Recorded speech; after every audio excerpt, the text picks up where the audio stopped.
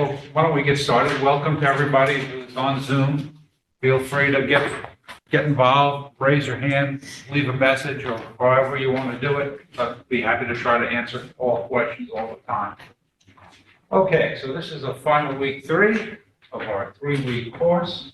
It has been fun to be doing this, and I'm looking forward already to the next class, which is going to be on the inside the Confederate government. The more research I do on that, the more compelling that story gets too. So looking forward to it. I'm teaching that class at Washington College starting next month. So we'll teach it twice in a row. So that's going to be very exciting and eye-opening. But as of today, we're going to talk today about Maryland. And then about Virginia, West Virginia, and then try to summarize. So, Maryland was a crucial state, maybe arguably the most crucial border state. I think maybe it's arguable that Virginia is big, because without Virginia, the Confederacy, Virginia was the most populous state in the Confederacy, the 5th most populous state in the country. At the time, the Confederacy probably couldn't have survived for very long.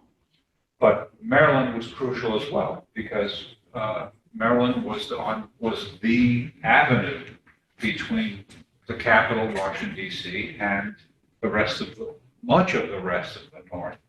Yes, the naval vessels could have brought ships to Washington eventually, but that would be like going around the Cape Horn before you get to the Pacific instead of using the Panama Canal. The point is that Maryland was badly needed for both sides. Maryland included the 4th largest city in America, Baltimore, an industrial powerhouse, and without it, the South, the Confederacy was even more severely strapped. So, but let's talk about what happened. It's a small but highly strategic economic political nexus. Crucial thing about Baltimore was really the Baltimore and Ohio Railroad, because not only was the Baltimore and Ohio Railroad a huge pull toward the Union, it was also the main carrier of supplies and troops and food to the West, to what we call, what is now the Midwest, but what was called the West back then. And the connection on the Ohio River with West Virginia was a huge strategic, of huge strategic importance to both sides. As it were,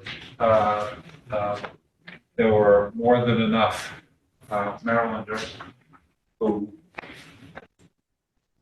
were going to be unhappy one way or the other. That Maryland understood, and Governor Hicks understood, that Maryland was about to become the battleground of the Civil War, had they decided to secede. But I think that it's fair to say that whereas Marylanders were primarily interested in keeping the peace and being a buffer between the Confederacy and the North, unionism was not terribly strong. There are qualified unionists and strong unionists. But for the most part, there wasn't really any great sense, massive sense, for the desire to secede and join the Confederacy, because they knew that had they done that, there would be tragic kind of circumstances that could wreck the state. As it was, Maryland, by staying in the Union, had portions of the state severely impacted by the war. It's on the western side of the state, Antietam and all that. It was invaded 3 times during the war, 3 summers, and so that was, a painful thing. It didn't happen out here, on the eastern shore. But the point is that there was not the strongest feeling of movement towards secession, although those who did were very passionate about it.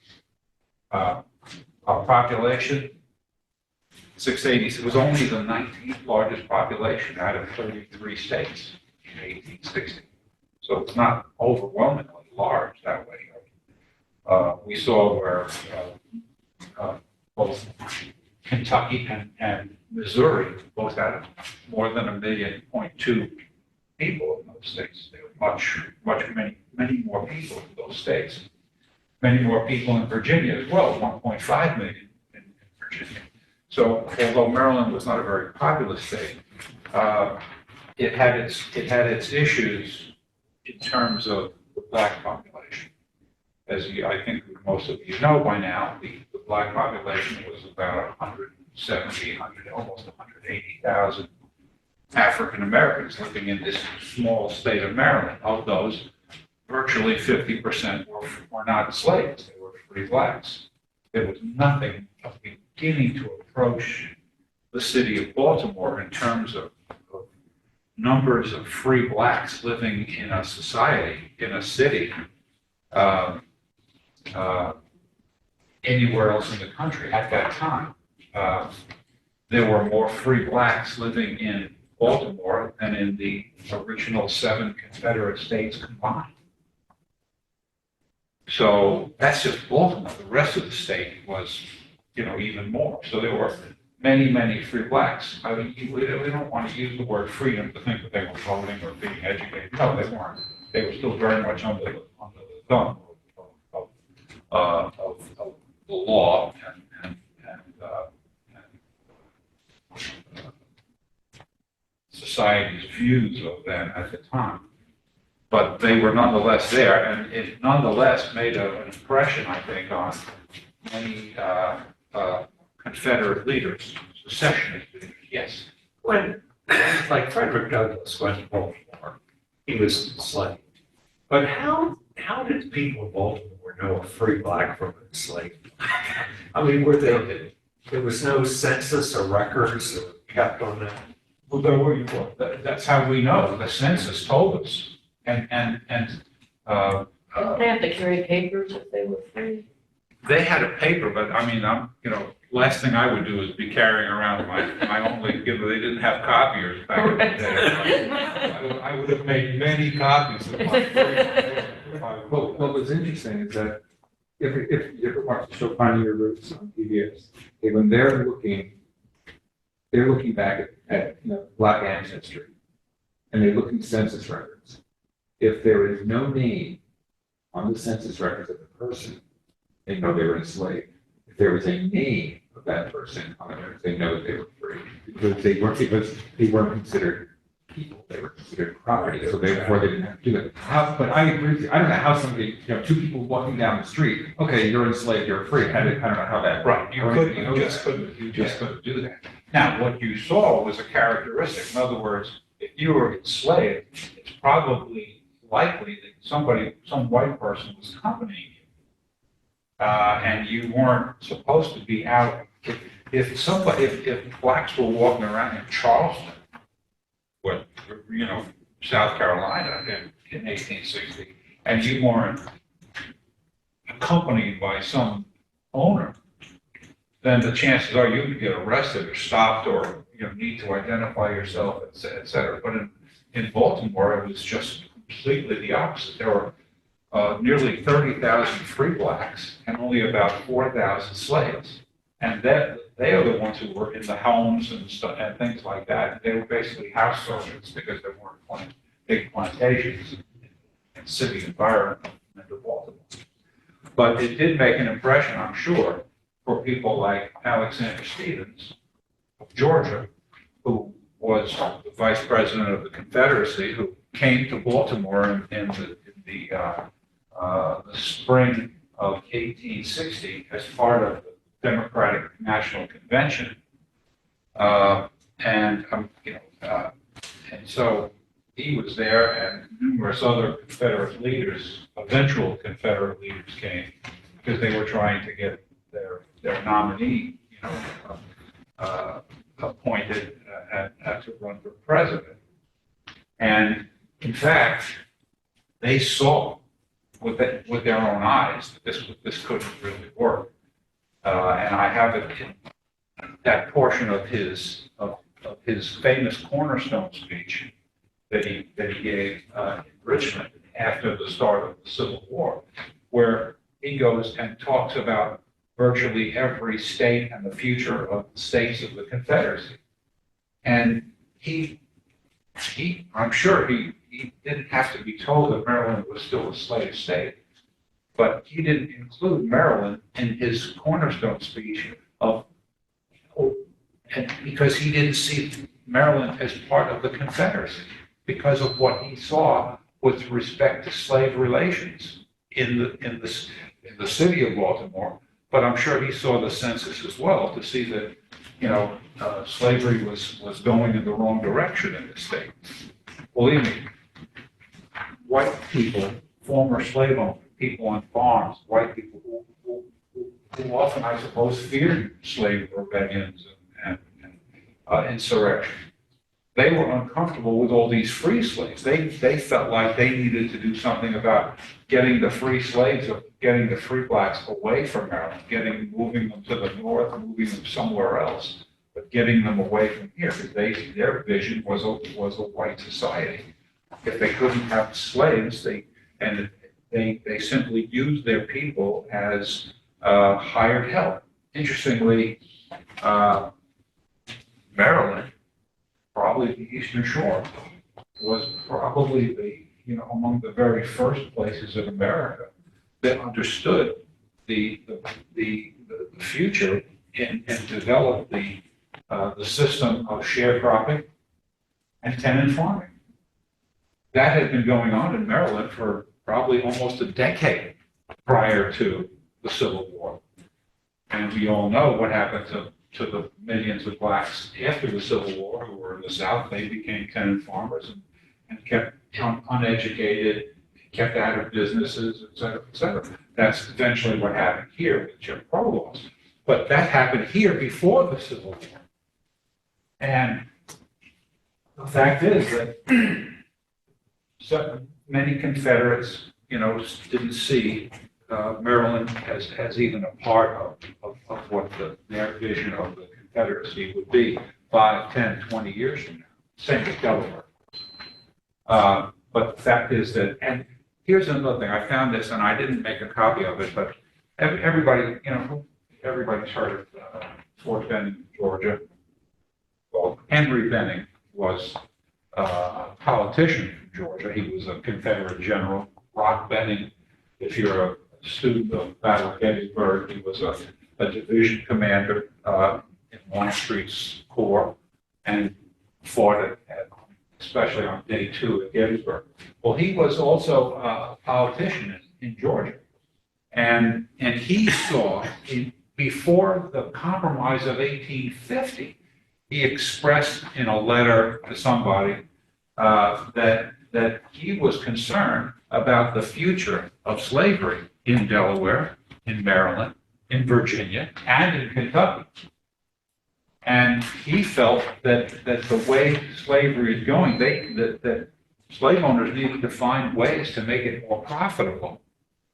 Otherwise, those states are going to lose. That was a big part of their strategy to maintain slavery. That's why extending slavery was so important to them. That's really what a lot of what the war was about, and that's a lot of what the Compromise of 1820, the Compromise of the Missouri Compromise, the Kansas-Nebraska Act, popular sovereignty, was all about the extension of slavery north or south of the 3630 line. And that's what the big fight was always coming to that. And in reality, had the South won the Civil War, what probably would have occurred was the freedom, the ability of slave owners to take their slaves anywhere else in the country.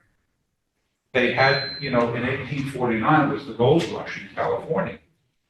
Slave owners quickly saw the value of being able to take their slaves to California to go mine looking for gold. And why not use them, put them to work and make them even richer? They could read the newspapers and they understood that the value of their slaves to do all that kind of work. And so they were concerned with all this manumission, especially in places like Delaware, a small state, but still very few slaves anymore, mostly free blacks. Same going on in Maryland. And we pointed out earlier that there were already 58,000 free blacks living in Virginia. And they also knew that in the early 1830s, after the Nat Turner Rebellion, that the state of Virginia, the legislature, came just within a few votes of completely abolishing slavery back then. So they knew that slavery was edgy and it was less and less profitable. Much of the value of money that was made from slavery in the state of Virginia prior to the Civil War between 1855 and 1861 was not from the product of slaves, it was from the sale of slaves.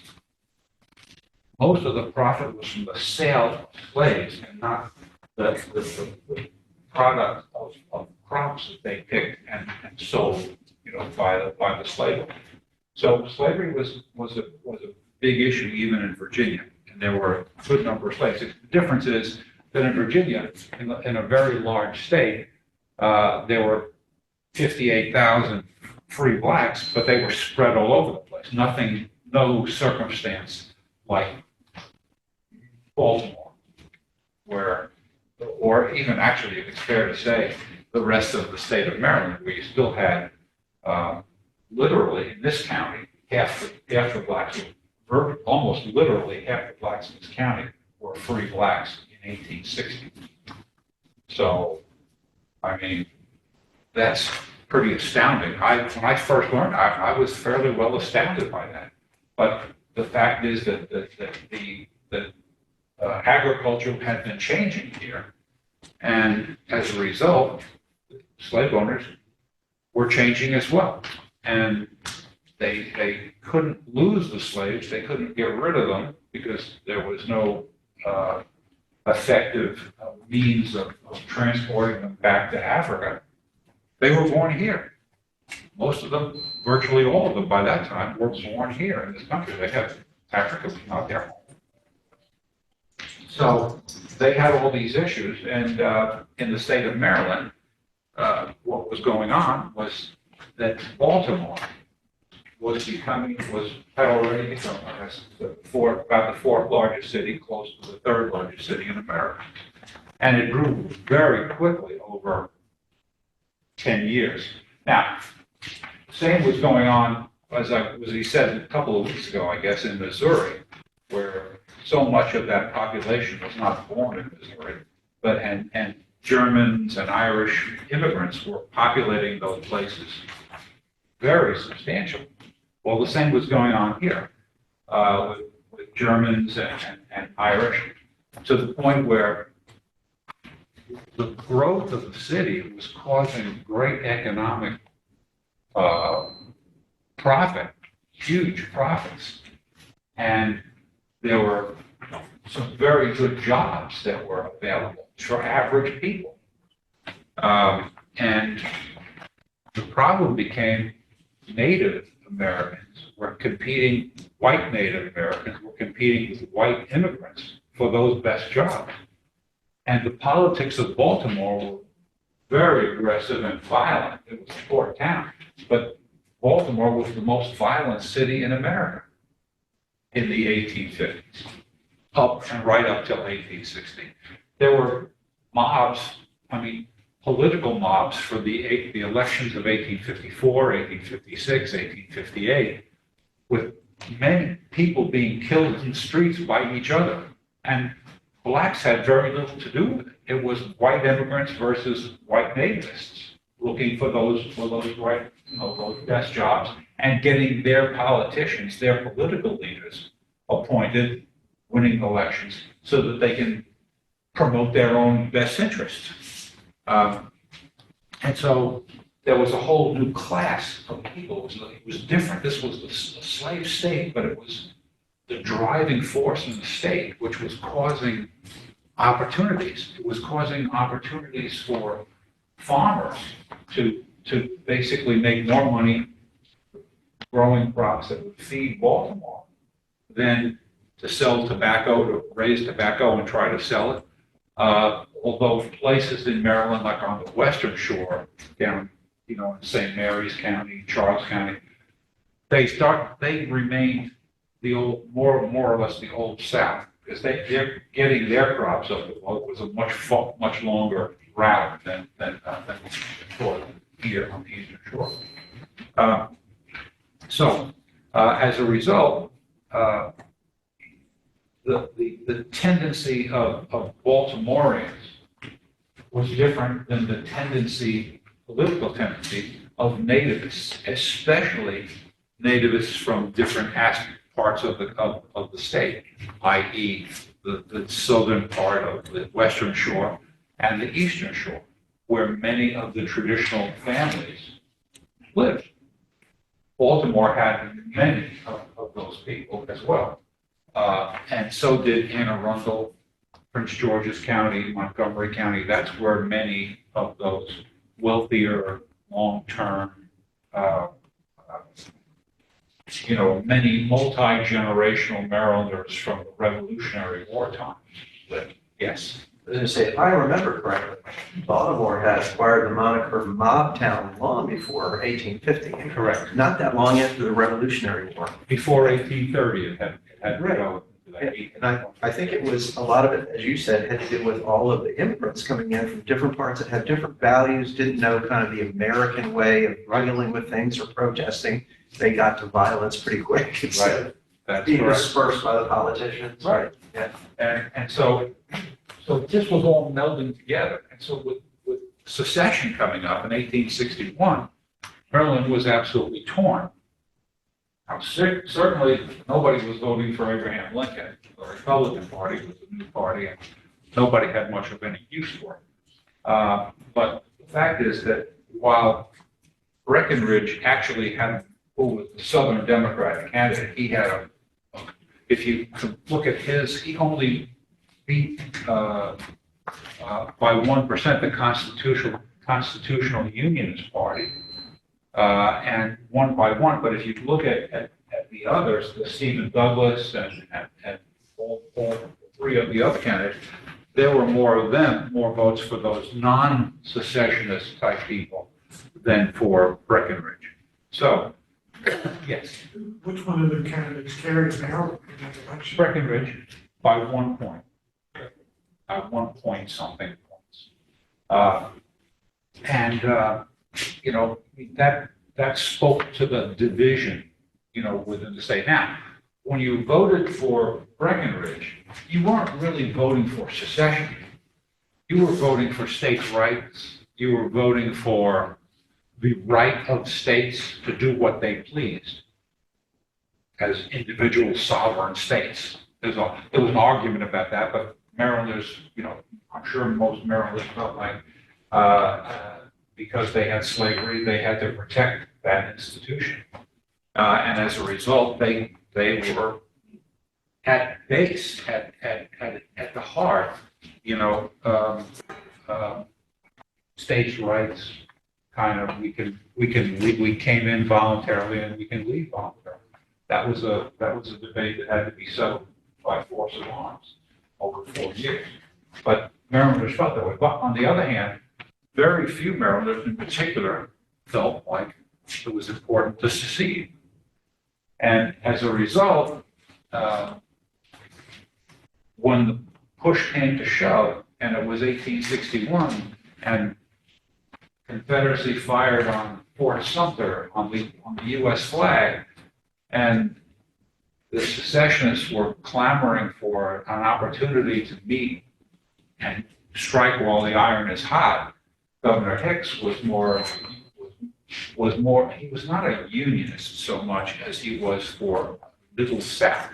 He was a person who felt like Maryland should be in between, because he understood that Maryland was actually being used by the Deep South to be their battleground. He knew this. And others did too. For some, it just didn't matter, right? And that was part of the quiet rub that was going on within the state among the political leadership in the legislature.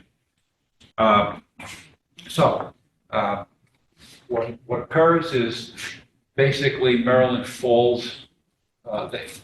Hicks calls his convention in Frederick, and primarily the secessionists, the louder, more articulate leaders, the educated, the better educated, they were essentially the old line of Maryland, the old line of Maryland. And they were the biggest names. They have the largest reputations. They were their grandfathers fought, at Fort McHenry.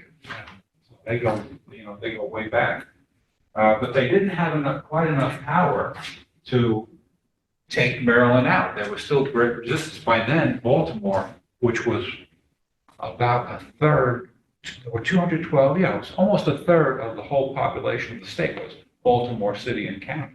212,000 people of the 687,000 in the state, but of those 687,000, 170,000 were blacks, and they weren't voting. So Baltimore had a great political power, and they had men like John Garrett, B&O Railroad president, Johns Hopkins, Hutzler, the Hutzler family. These were merchants. These were business people. And they could see that this edifice that they were building in Maryland, in this slave state, which was more like a northern edifice, the way northern cities were going, they were fearful that it could be destroyed if they seceded, because right across the northern indefensible border of Maryland was Pennsylvania, and then not far away from there is New York, and the hordes would come down and basically destroy the state, not just transfer through it to get to Washington. And so basically, the decision for Maryland was that, number one, it was illegal for the state legislature to call for secession, that would have to be done by the people, and that wasn't going to happen, apparently. And that they expressed themselves that it was unconstitutional for Union other states to come through Maryland to invade the South, et cetera. But there weren't enough of them to stand together to defend the state against the Union. And there was enough, even among those, the old line Marylanders, there was enough respect for the old Constitution to not want to give up and abandon the United States Capitol in Washington, D.C., which was Maryland's territory. And so there was enough native patriotism amongst those folks to make a difference and to keep Maryland from wholeheartedly seceding from the Union.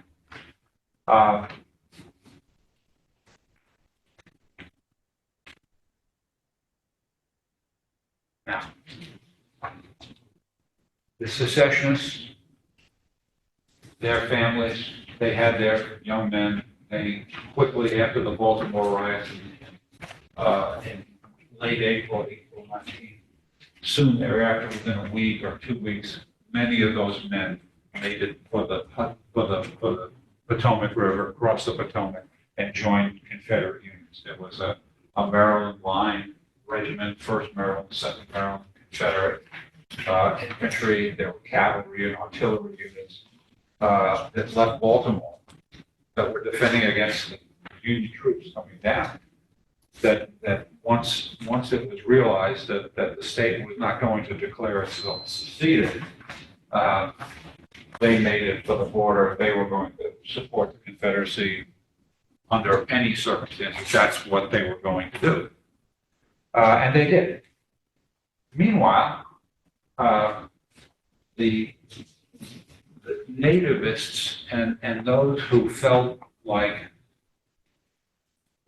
Maryland was doing the right thing by remaining in the Union went to work.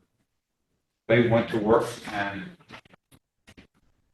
after Maryland after Baltimore was occupied by Benjamin Butler on May 13th, 1861,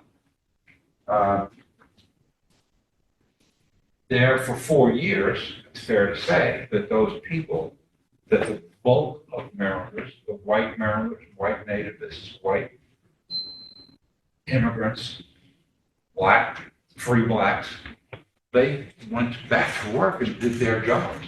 In fact, they became the heart and soul of Baltimore. And they were an integral part. You know, we say that, there were about 15,000 Confederate troops from Maryland, and there were about 45,000 white Union troops from Maryland, and about 9,000 black U.S. colored troops from Maryland who fought. Those are the hard numbers. But what you never really ever see is the 40, however many people went to work every day in Baltimore. They were the hidden power that never really get counted in the total scheme of things. When you look at the value and the impact of Maryland on the Union war effort for 4 years. Couldn't have done it without, I wouldn't say that. Maybe they could have done it. But to have the city of Baltimore producing locomotives, trestling, tracks, rail cars, and everything needed to transport Union supplies and men out to the west, down to through Washington, that was almost irreplaceable from my standpoint, just from everything I've read to now. So to me, Maryland's effort to support the Union was irreplaceable. Had to have, yes. So you talked about the convention in Frederick. Were there transcripts of what people said back and forth? Was it Yes. a good Yeah, account? there were resolutions. Yeah. Severn Teacle Wallace was probably among the leading, if not the leading, secessionist politician. And he wrote numerous resolutions that were passed with the enthusiastic support of the other secessionists, condemning the Lincoln administration for violating this, that, or the other. I think to tepid secessionists and tepid unionists, they accepted it as long as they didn't have to move to secede. I think that's generally the feeling I get from reading and rereading and finding new information all the time. They were very unhappy.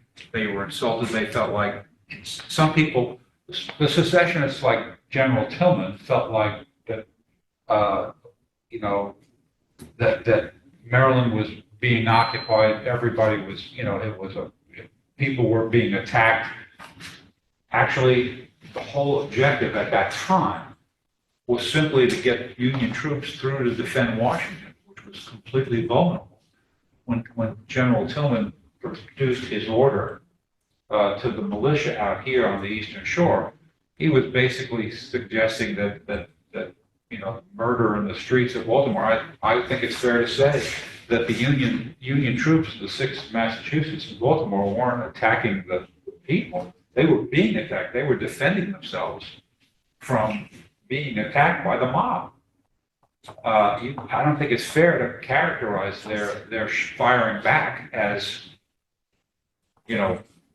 marauding through the streets of Baltimore. They were just trying to get on the train to Washington, to defend Washington. Their objective was not to, take over, march through Georgia and Virginia and North Carolina. Their objective was simply to save Washington in April of 1861 and into May as well.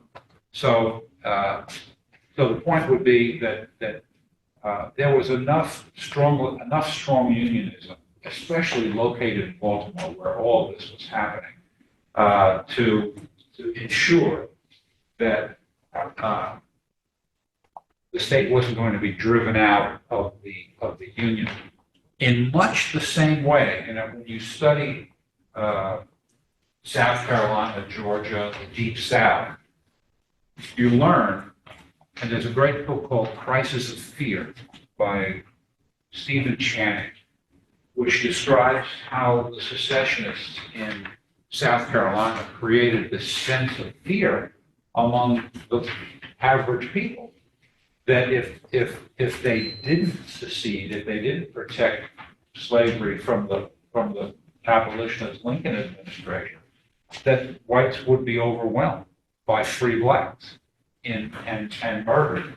And that caused this great crisis of fear in many of the states. It was the slave owners, they took full advantage of the fact that they were the educated group. They could speak, they controlled the newspapers. And that was pretty much the only media. And they did what they had to do. They had the power to do that. They had the power, at least in the original 7 states, to foment this revolution and to create such a degree of fear that all these non-slave owners, landowners who didn't own slaves, and certainly non-slave holders who didn't own land either, they were truly fearful of abolition, despite the fact that Lincoln kept repeating that only through constitutional means, should slavery be abolished or changed. And so they couldn't get this, in Maryland, those leading, old lying Maryland didn't have quite enough political power to get Maryland over the edge to do that part, that declaration of secession, the way the Deep South. But in the meantime, the Deep South still wasn't able. They did that they met in Montgomery in January, and then Lincoln was sworn in, inaugurated in early March 1861. But he came into office, and still there were only 7 states that were in the Confederacy: North Carolina, Arkansas, Tennessee, Virginia, Maryland, Kentucky. They still were not getting pushed over the edge. It took the firing on Fort Sumter and Lincoln's response to asking for 75,000 troops for the Middle South even to get pushed over the edge. And North Carolina, Tennessee, Arkansas did, and eventually Virginia did as well, but not Maryland. In Virginia, there was no replacement. There was no factor like Baltimore. The biggest city was Richmond. Was only about 40,000 people compared to that's in 1860. By 1864, it was 100,000 people.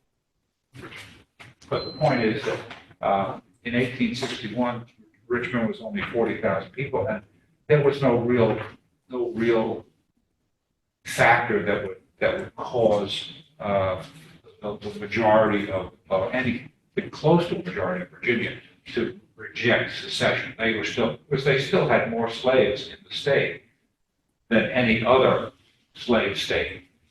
They were that big in slavery. And they still had 30% of the Maryland population was slaves.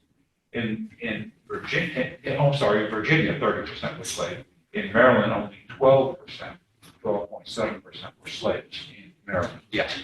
Do you happen to know how many votes Lincoln got in Talbot County during the 1860s? You can count them on one hand. I heard in Anne Arundel County he got 3. Right. Pretty much statewide, you could almost still, you didn't need to take your socks off the county. Right. Less than 20. So was the firing of Fort Sumter the result of, he did that after the firing, he called up the 75,000 troops. Correct. So was it really kind of a result of the election that he won, that they fired because they saw what was coming? Eventually, yeah, well, yeah, and the problem that Jefferson Davis and his new government had, we're really gonna get into that with the next class, was that they were between a rock and a hard place because Lincoln had announced that he wasn't gonna do anything violent to coerce the South.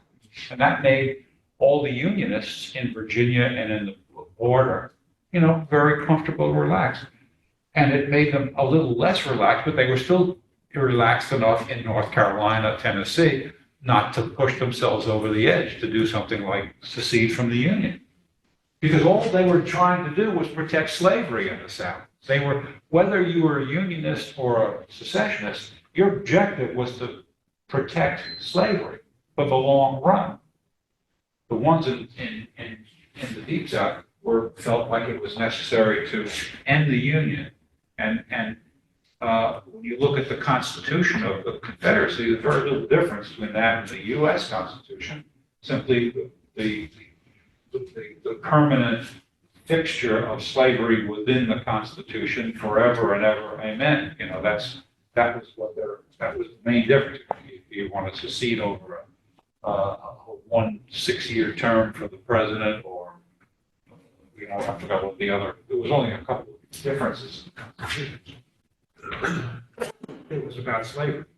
But the bigger problem that they had was Lincoln's acquiescence. Lincoln, I believe his time was on Lincoln's side and on the Northern administration side. They didn't have to attack the South. If they were allowed to just leave the original 7 states alone for 6 months, a year, 2 years, they would have had to come back. They weren't big enough they didn't have enough of a economy to be able to fairly well survive.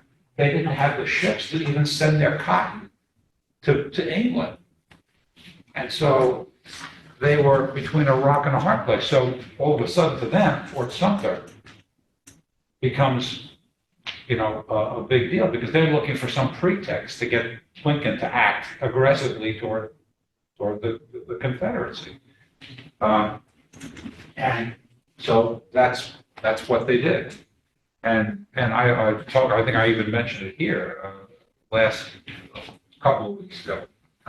It was no accident because Virginia had such a crucial place in the Confederacy because of its population, that the 2 men who fired pulled the first 2 lanyards at Fort Sumter were Roger Pryor and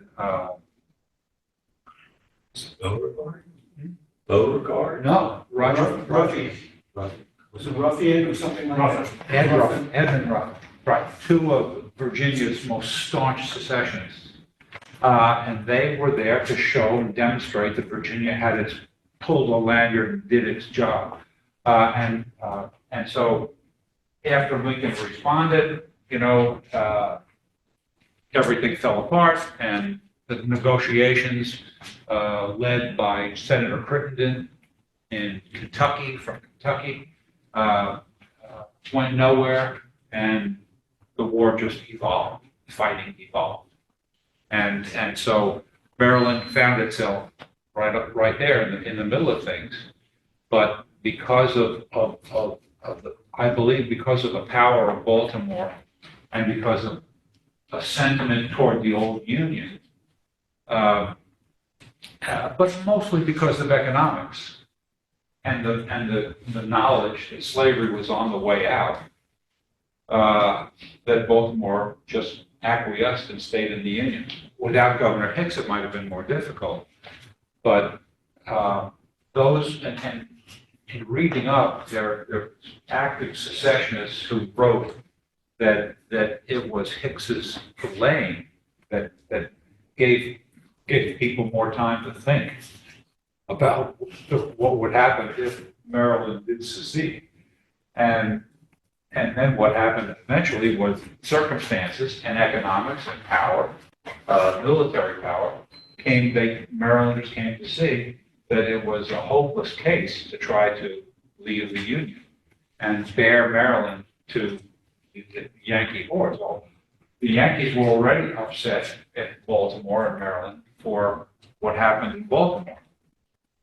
And so their attitude toward Maryland, it took a while for most Northerners to see Maryland as their ally in all this.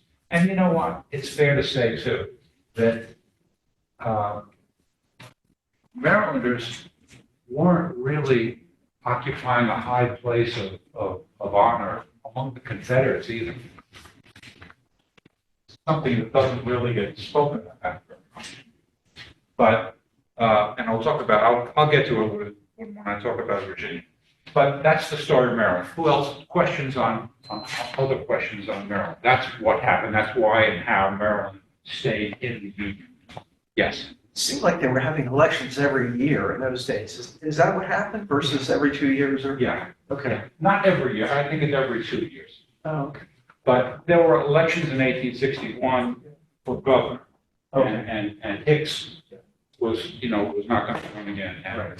So the election for governor was between Augustus Bradford and Howard, one of the Howard family. Key and Howard were like one family. It was a fairly close election. It was the last election that was really fair.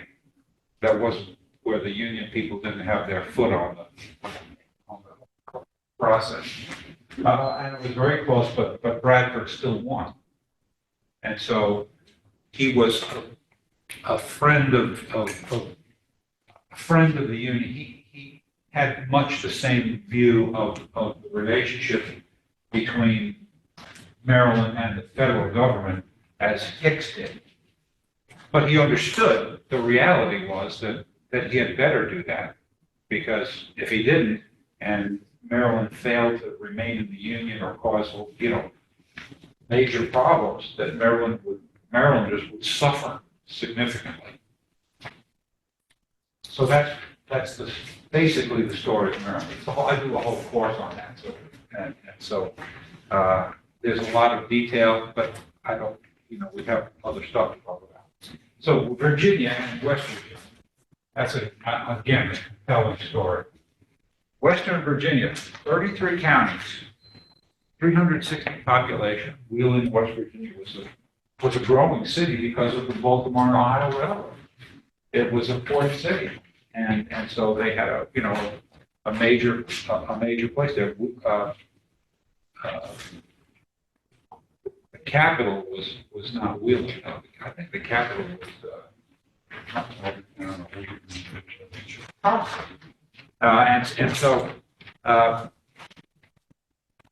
there had been hot feelings for decades in the state of Virginia between the mountain people, the Appalachian Virginia people, and the Tidewater planters. Why? Taxes. The taxes were on land, but the Tidewater planters prevented any taxation of slaves, which were property, right? They didn't tax that property. They only taxed land, and that did not sit well with the poor folks who didn't own slaves. And as a result, and this was going on not just in Virginia. I mean, it happened in all the states, wherever, like I said, wherever the mountainous regions of the state were, Tennessee, Kentucky, even Alabama, Georgia, there was resentment against and resistance to Confederate authority right from the outset of the war. And Virginia was no exception. And as a result of the push for secession, even after Fort Sumter, the 33 counties of northern Western Virginia refused to secede, had declared they would have no part in all this as a large entity. What we don't really understand enough about is the Shenandoah Valley counties. Shenandoah Valley counties were the agricultural breadbasket of the Confederacy for 4 years. But those counties, for the most part, did not vote to support secession in 1861. They were much like West Virginia, the 33 counties. What happened? What the problem for the Shenandoah Valley people was that there was no natural border, no natural boundary like mountains to separate them at all from the influence of Confederate armies. And so some of the main avenues through the state were through the Shenandoah Valley. Yes. When did West Virginia leave Virginia? Right at the very beginning. They didn't get statehood until 1863, Okay. but they had their own convention and Congress in, I think it was Charleston, Okay. right from the outset. They set up their own government. Wade Willie was the But it leader. was all part of, because of the war. Yes, Okay. right. It was they refused to participate in secession activities. That was what went on. So there's 360,000 fewer people now all of a sudden for Virginia. And whereas it wasn't, it wasn't like everybody in West Virginia, there were still 15, there were a fairly decent number of troops who fought for the South from West Virginia, about 15,000, which is almost as many literally as Virginia, as Maryland in the Confederate. But 40,000 Union soldiers, and more importantly, access to the Ohio River became a real problem for the Confederates. Now, I'm sorry, access to the Potomac River and the Ohio River. But they could, and they did, the Confederates did they marched through parts of West Virginia to get to the Potomac to move north at and above Harper's Ferry. But when they did, their movements were very well telegraphed to Washington. So they didn't get much support. They got very little support from the average folks in those 33 counties. And it made attacking the north almost impossible. And so the presence, the absence of West Virginia hurt Maryland in any number of ways. And so that's really a big part of what happened behind the scenes, even in the state of Virginia. Early on, there was, a few battles were fought there. Philippi, actually, Philippi was the Philippi races where McClellan, in his first combat situation, was able to defeat forces on Cheat Mountain and drive them largely out of West Virginia. Those forces were commanded by R.E. Lee. And so it gave Lee kind of a black eye at the very beginning. It probably kept him from being given command of the Virginia Army by Jefferson Davis much earlier than until Johnston was wounded during the McClellan Peninsula campaign in 1862. But effectively, West Virginia was a strong, good, solid buffer zone between the Confederate Army and the Union Army and Maryland and points north for, a good part of the war. At least it was a signal, a place where Confederate activities could be monitored very closely and reported to Washington. But Virginia itself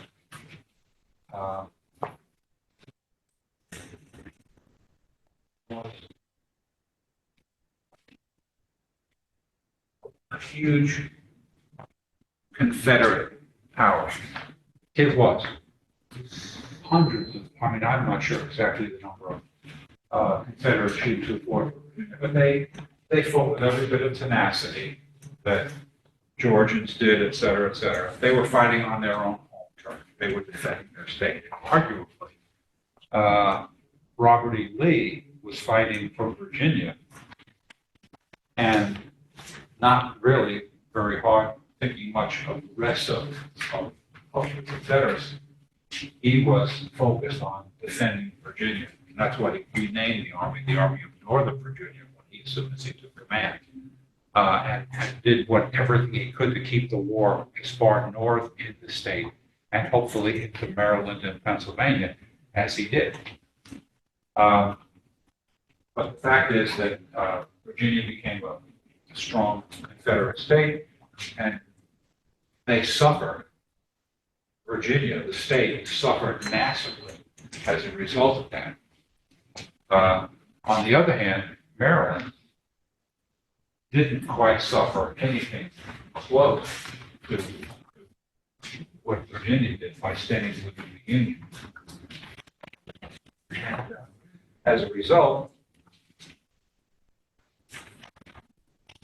I think it's fair to say that Maryland saved itself from massive destruction by remaining part of the Union.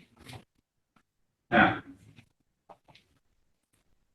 taking a look at the border south as a whole, not as individual states, the way I want to kind of try to finish up the class so that we all get the sense for the overall impact of these states not being part of the Confederacy, and literally being part of the Union. Yes, there were thousands of troops who fought for the Confederacy, but considerably more who fought for the Union. It's surprising to me, for example, that everything I hear about how Maryland was under the thumb of Lincoln, and that's the only reason why Maryland didn't succeed, is antithetical to the situation in Kentucky. What happened in Missouri was different. They had already been fighting, and there were more Unionists, and there were plenty of immigrants, and they controlled what was going on. Plus, the bigger picture for Missouri was that the Confederacy was not in any position to support what they were doing in Missouri on the other side of the river, but they could barely support what they were doing on the east side of the river in Tennessee against Grant, etc. But Kentucky is different. Kentucky had twice as many slaves as Maryland. Only 1% of the slaves in Kentucky the blacks in Kentucky were free blacks. They were virtually all slaves. There were 3 times as many slaves thus in Kentucky as in Maryland. And the fact is that Lincoln was not in a position to occupy, they didn't have a District of Columbia anywhere in Kentucky to defend. Their decision was based on the Union. And again, they also were in the position of agreeing with Maryland that they wanted a border organization, a border country or whatever, rather than take sides with the Confederacy or the Union. But they had so much more to lose for slavery. They didn't have the same dynamic that Baltimore had, or that the rest of much of the rest of Maryland had. It's almost inexplicable to me how how Kentucky managed to stay in and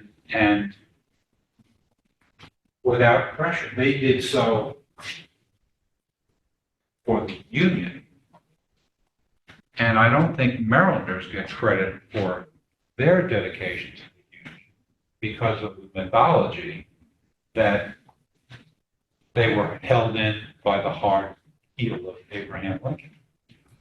I don't think, for example, that Abraham Lincoln forced those thousands of 40, 50,000 people to go to work every day in Baltimore. I don't think he could have. I think that they knew what they were doing. I don't think they were stupid. I think that they understood that they were supporting the Union. I don't, I mean, yeah, some people were smuggling, food or whatever to the Confederates, to their family members who were fighting for the Confederacy. But for the most part, they knew that they were working on behalf of the Union, even though they weren't soldiers. Might as well have been. And so, that therein lies the secret to the effect of the border states, the border slave states. They knew that somehow the Confederacy was not for them. Now, in Kentucky, as I mentioned the other week, they had an incursion by Bishop Polk, General Leonidas Polk, into the southern part of the state, and that was seized upon by the centrists, the people who wanted to keep Kentucky out of the war completely. But it was just as impossible for Kentucky to keep out of the war as it was for Maryland and Missouri as well. So they were going to be part of it, but how they did it and what happened was kind of unique in all those states. But overall, what was denied to the Confederacy was massive. The fourth largest city in America, all the industry in St. Louis, Confederacy was denied access to James Eads' river gunboat facilities. That had a huge impact on the ability of the Union armies to use the rivers of the South as part of their invasion strategy. It was huge, but only because Missouri stayed in the Union, and the population largely of the sixth or seventh largest city in the Union at the time, St. Louis, was against secession. They were pro-Union. They were against slavery because they were largely, many of them were immigrants, just like in Baltimore. So those are really important factors. It brought the border states remaining in the Union made it easier for slaves to walk, move, get north of the Ohio River.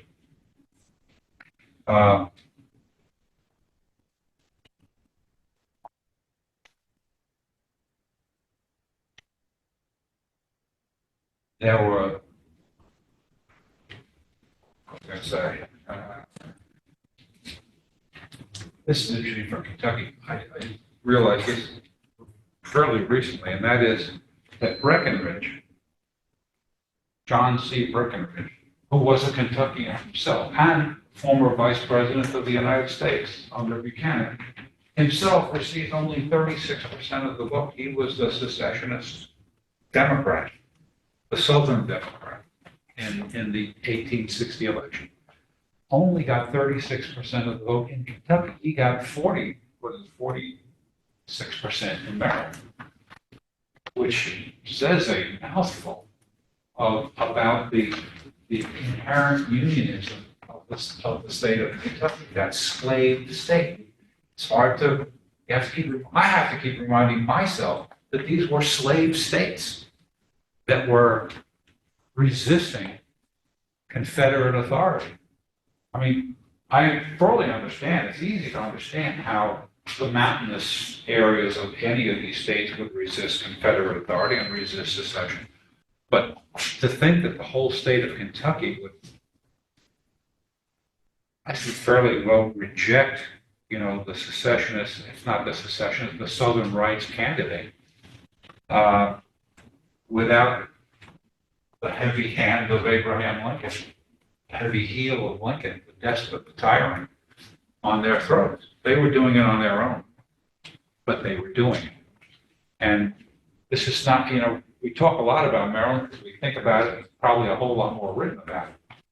But the issue with Kentucky and Missouri speaks volumes to the numbers game, plus the territory. The Confederacy was, I think, 750,000 square miles.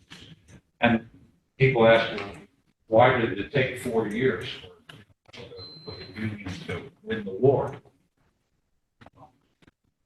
Controlling and supplying 750,000 miles of hostile, relatively hostile territory is a big job, especially when you went into the war completely unprepared. The Union Army in 1861 was, I think, 12,000 men. Half of them were Southerners. So they started with virtually nothing, and they had to develop it. They organized it all, and they built it. They built the river boats, the river gunboats in St. Louis and other places, and the troop ships, the armored troop ships, Cook. I think it was Cincinnati, and I think it might have been even Louisville, where Cook built the Turtle, which was a troop ship, which went and accompanied by the Eads gunboats, made it possible for those incursions even into the South on the Tennessee River. They had, especially the Tennessee and the Cumberland River. Not to mention the Mississippi and Yazoo, Mississippi, and the Chattahoochee because they didn't use the Chattahoochee, but the main rivers that led to Nashville, into Alabama, and into Tennessee, into Mississippi from Tennessee. So that was the impact. That's how the Union job was made a whole lot easier. I think that it would have been far more critical. Lincoln seemed to understand that when he said, "I have to have Kentucky." He understood how much more difficult it would have been to have to overcome strong secessionism in those border states. Remember, 1.2 million in Missouri, 1.2 million in Kentucky, 1.5 million in Virginia. That's a lot of people and a lot of territory to have to compel to come back to the Union on any terms. So I think that the border south is a quiet determinant. It had everything to do with the ability of the Union to take the offensive by late 1861, 1862. I mean, at the very beginning of the war, the general-in-chief, Winfield Scott, came up with his famous Anaconda plan to take over the South. In other words, use the military and then use the Navy to kind of strangle the ability of the South to survive economically. It made it a whole lot easier, to even begin to apply the concepts of the Anaconda plan within 2 years of coming up with the concept. They had to build a lot of this. The U.S. had a Navy, but not nearly enough to block the ports to allow, the South to sell its cotton and to import arms and ammunition. And as a result, it was, I feel strongly that it was these border South states, as well as the Appalachian parts of Confederate states that had everything to do with the ability of the Union armies to deal with secession and the determined efforts of the Confederate armies to stay in the field, and the incredible efforts of men like Lucius Northrop, the commissary guy, and their munitions guy, I forgot his name, but they did strong jobs to supply the armies, to keep the armies in the field, and they did. But if they had to get past the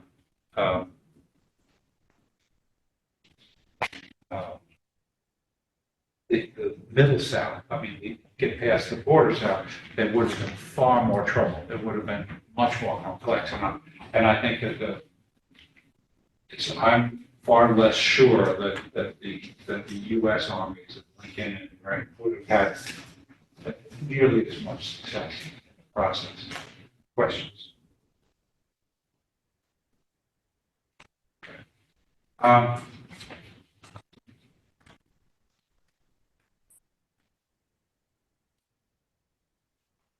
I had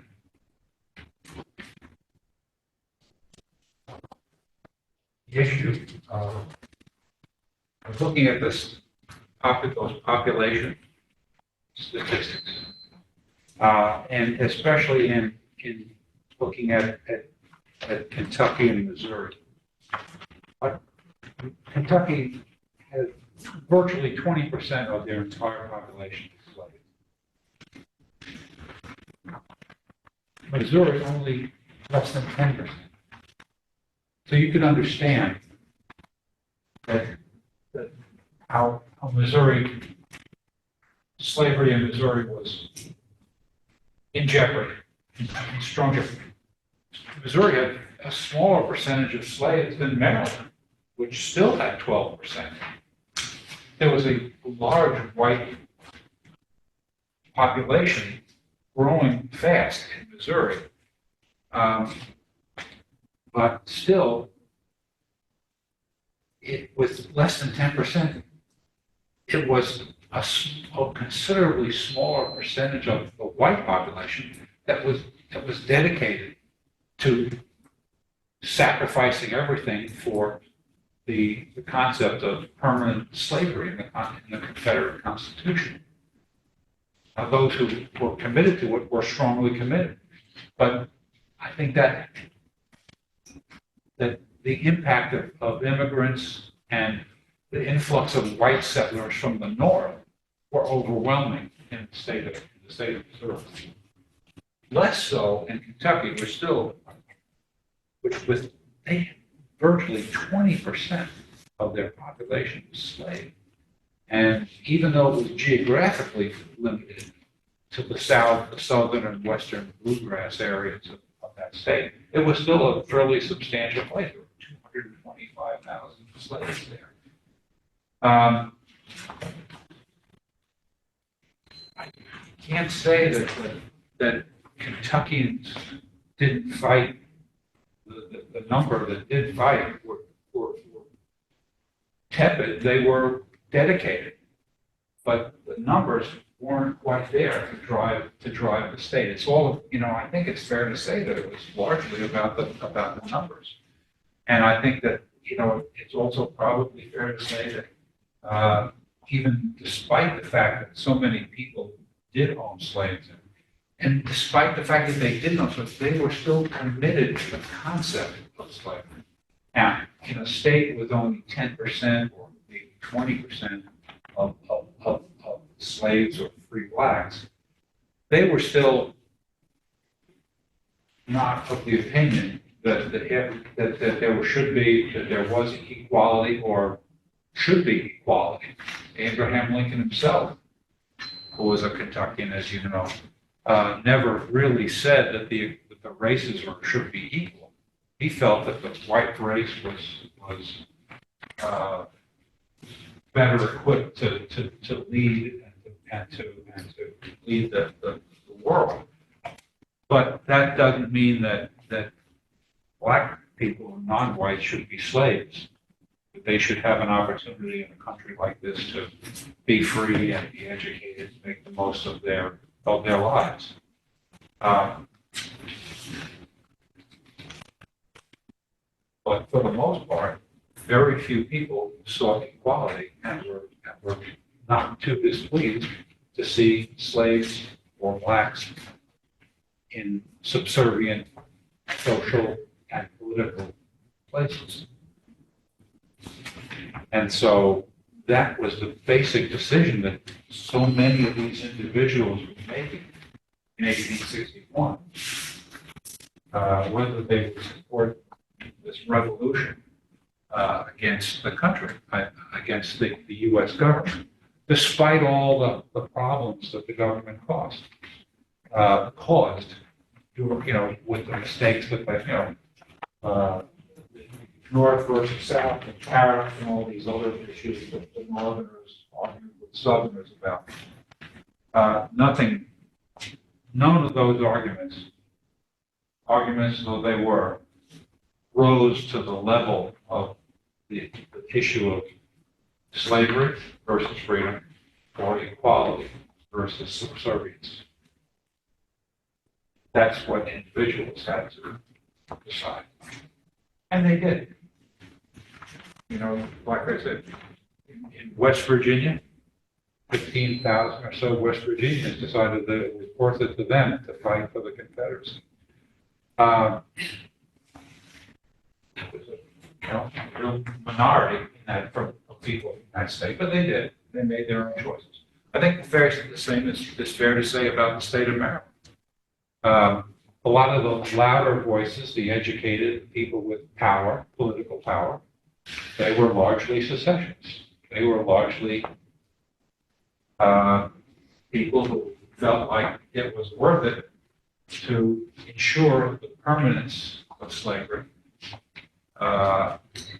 probably because they feared all the abolition that they were participating in themselves in the state. It wasn't like the free blacks in the state of Maryland declared themselves free. They were declared free by their owners, even though they were in subservient positions. But to them, that's half of the blacks in the state, it wasn't going to be worth it to those people to secede.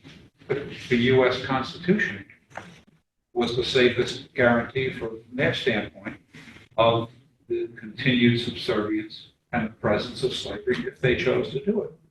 They also talked in Maryland, on many occasions, of re-enslaving free blacks.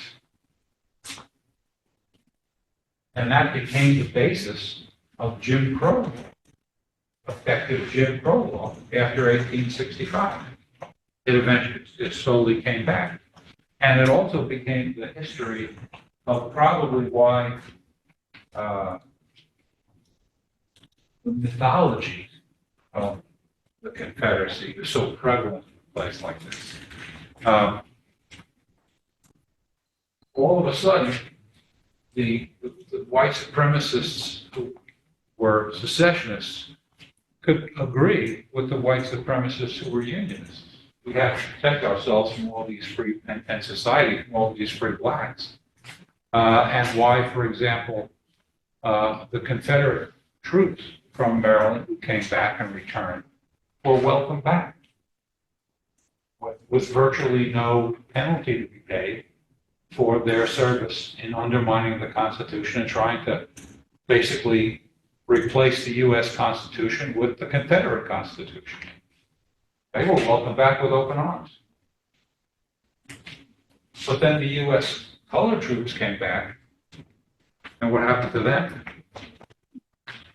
No citizenship, no, they were just like their family members who were sharecroppers, tenant farmers. They were treated largely the same way everybody else was.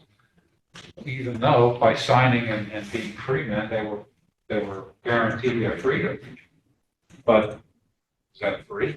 Is it free to be able to not be educated, to own a business, to have laws passed all the time to keep you from ever becoming profitable in your life? making money like others. So, my friend Paul Callahan just wrote his book on freedom about the loss of democracy during the Civil War and how people, secessionists, our families weren't allowed to vote, weren't allowed to speak out, where newspapers were closed from time to time. People were arrested. Secessionist legislators were arrested for no reason. Well, actually for good reason. They were doing everything they could to subvert the Union effort in the state of Maryland. But he feels that's democracy failed in Maryland because they couldn't vote during the war. There's nothing in the book about the failure of democracy after the war to truly show those courageous black troops that they could be free, truly free, in the state of Maryland and the United States of America. That, I would argue, would be the failure of democracy in the state of Maryland. Yes. Well, this is more a comment than a question, but Sure. during the debate over the Talbot boys, tremendous amount of stuff was written in the newspapers and the Talbot Spy, like yourself. And the arguments were that Maryland did not go into the South because of the heel of Lincoln Right. Well, that's the rushing freedom in the state of Maryland. And that somehow justified us having this statue to the Talbot boys. And yet, the data you're bringing out is it was economics. There were lots of reasons. Well, I'm not Lincoln, I'm not forcing any, I'm just saying what I think the facts are. And that's why I would invite anybody to share opposing views. I'm not a professor of history. I'm a lifelong student. But I think I've read a whole lot and have a fairly deep understanding of the realities of those days, not only here, but in other border states that were in similar situations with Maryland. And in the middle of the southern states, which fought like hell to avoid having to secede, but were kind of coerced into it, not by Lincoln, but by Jefferson Davis and the Confederate government, by firing on Fort Sumter. Yes. Well, of course, you and I just took Paul's course, right, about his book. Yes. And I would say, I agree with you that all the evidence, Maryland was not planning to secede. Right. And they didn't, right? Right. And so Lincoln didn't crush Maryland to prevent it from seceding, but he appeared to crush dissent in Maryland in terms of to prevent what he was trying to do. In other words, he didn't want anybody to prevent what he was trying to do to save the Union, so he did suppress Right. dissent. Right, and so the Other question things, right? Yeah. becomes, with habeas corpus, where do you draw the line with habeas corpus? And how is it that under any circumstances, is it important to suppress total rights when people are doing everything they can and they have their families literally in the revolution going on, with them shooting at you to take over, your country and your constitution. At some point, you have this, self-preservation. I think it was one of the great authors wrote something to the effect that he understood that Lincoln was trying to preserve, to whatever extent he could, the Constitution and have a country, rather than not preserve a Constitution and not have a country. And what you have to do to save your country sometimes is to impose limitations on individual rights when it's clear. And it wasn't Lincoln who knew who all the secessionists were. The Unionists knew who all the secessionists were. Everybody knew who everybody was. Interestingly, when Benjamin Butler came within a day or two after he came to Baltimore, what did he do? He confiscated about 5,000 weapons. Did he know where the weapons were? Or who told him where the weapons were? the Unionists, they knew all this stuff. They knew who the hardcore secessionists were. And so they told them, they knew who to arrest. They would never have known to arrest John Merriman. They didn't know. The Army didn't know, but the Unionist people knew who he was and what had happened. And that's why they arrested Merriman and others. So, the trouble was everybody knew everybody. And they knew everybody here in Talbot. And here's the thing, in Talbot, it was the only county that I know of, everything that I've ever read, that essentially declared the county for the Confederacy. Now, Paul, if he's listening, I hope. Paul, he rejects Dixon Preston's book. Actually, he likes Dixon Preston's book, except for the Civil War part. And so the Civil War part discusses how in General Tillman, with his order, the U.S. government, which claims our support while it wages war upon our institutions, our state has been made a separate military department, our forts have been garrisoned, and our state overrun by northern troops in open defiance of the wishes of our citizens and of appeals of our constitutional authorities. And then it encourages everybody to enroll in the local militia and be ready to fight them when they come to Talbot County, or this area of the Eastern Shore. At the same time, the civil authorities, the secessionists in Easton, declare that a resolution essentially that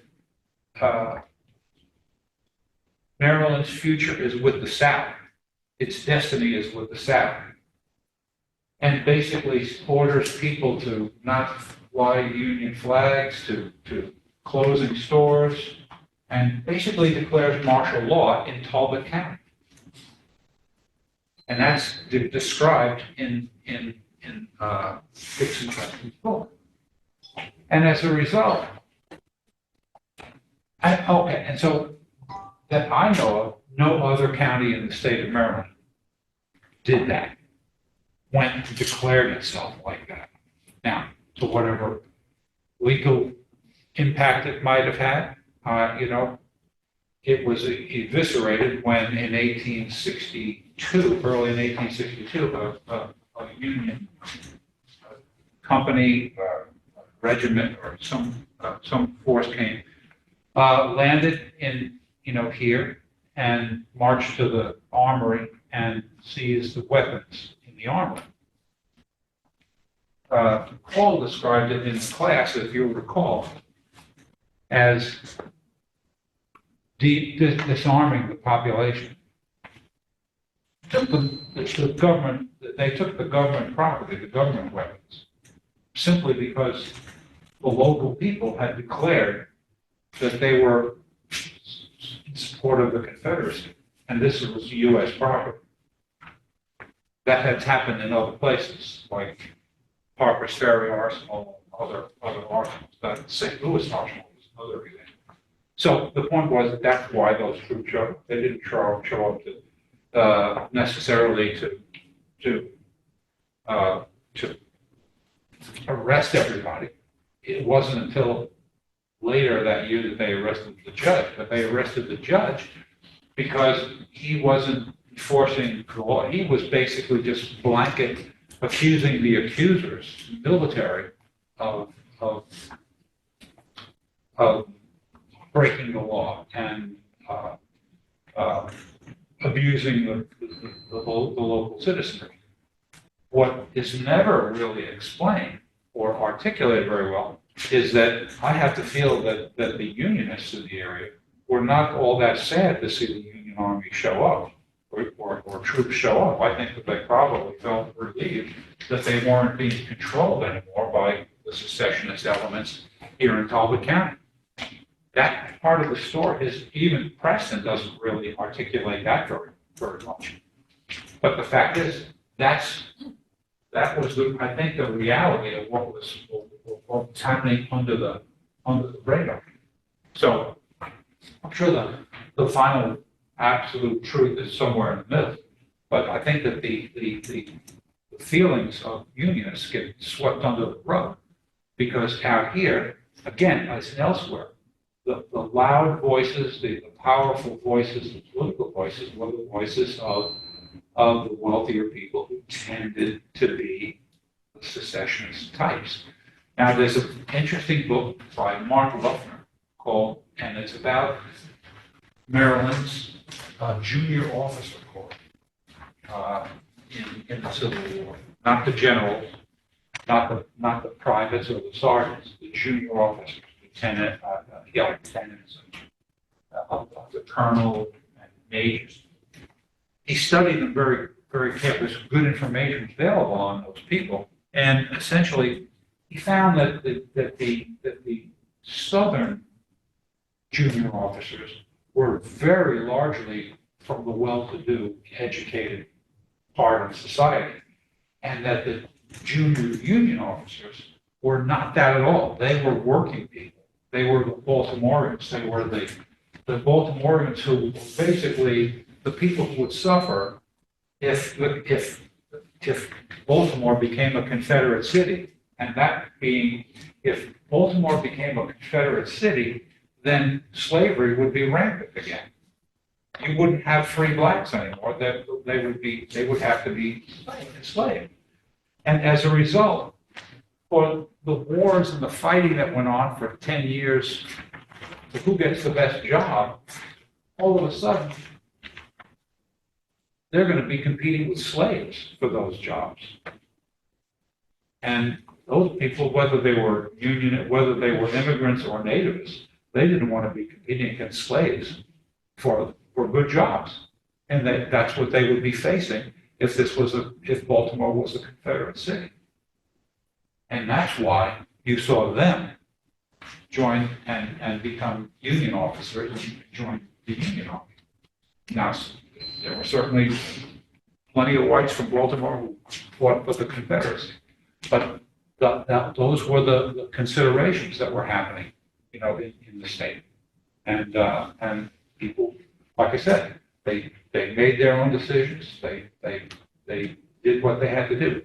But when you look at the numbers, there were approximately 15,000 Confederates, approximately 45,000 white Unionists, and another 8,500 black colored troops from the state of Maryland.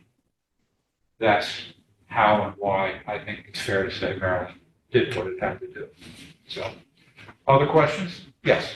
Okay, we know that in the sort of the southern counties of Maryland in 1860, Lincoln didn't get many votes. Right. Do we know what happened in 1864? I know he was concerned he might lose the election. Right. Did it change? Do we know? Yes, but only because of the influence probably of the Union. Controlling the elections. Right, exactly. I think that's fair to say. Yeah. Lincoln did win. What was the biggest thing was in 1864, the resolution abolishing slavery in the state of Maryland. Marylanders allegedly they did. Maryland abolished slavery in 1864 with the help of the Union Army members who were allowed to vote in the election. Nothing wrong with that. Anybody should vote. Nobody should vote. Those fighting should be voted. But the fact is that after the war, when the secessionist white supremacy folks got together with the Unionist white supremacy folks, that's when they realized that even though they did pass